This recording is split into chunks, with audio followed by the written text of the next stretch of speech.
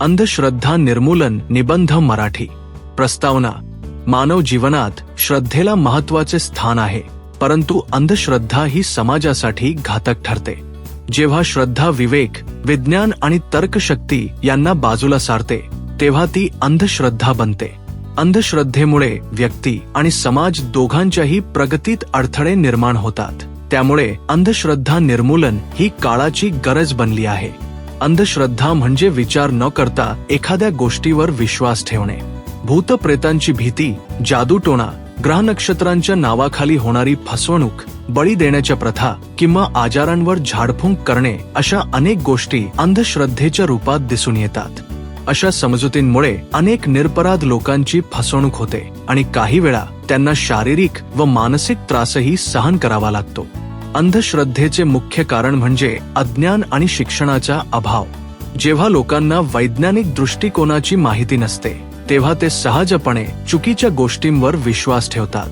काही स्वार्थी लोक लोकांच्या भीतीचा फायदा घेतात आणि स्वतःचा लाभ करून घेतात. त्यामुळे समाजात गैरसमज, भीती आणि असुरक्षिततेचे वातावरण निर्माण होते. अंधश्रद्धा निर्मूलनासाठी शिक्षण हे सर्वात प्रभावी साधन आहे.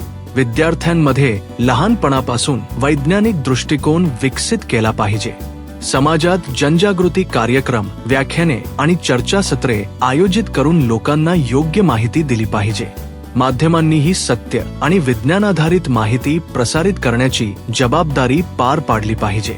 कायद्याच्या माध्यमातून फसवणूक करणाऱ्या आणि अंधश्रद्धा पसरवणाऱ्या लोकांवर कठोर कारवाई केली पाहिजे. आपण प्रत्येकानेही स्वतःपासून सुरुवात केली पाहिजे.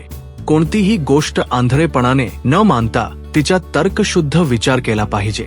आपल्या कुटुंबियांना आणि समाजाला योग्य मार्गदर्शन करून चुकीच्या प्रथांना विरोध केला पाहिजे. श्रद्धा आणि अंधश्रद्धा यामधील फरक समजून घेणे अत्यंत आवश्यक आहे. निष्कर्ष. अंधश्रद्धा ही समाजाच्या प्रगतीतील मोठी अडचण आहे. वैज्ञानिक दृष्टिकोन, शिक्षण आणि जागरूकता यांच्या माध्यमातूनच तिचे निर्मूलन शक्य आहे. विवेक, तर्क आणि मानवतेच्या आधारावर उभा राहिलेला समाजच खऱ्या अर्थाने प्रगत आणि सुसंस्कृत ठरतो. त्यामुळे अंधश्रद्धा दूर करून विचारशील आणि जागरूक समाज घडवणे ही आपली सामूहिक जबाबदारी आहे. Like, comment and subscribe.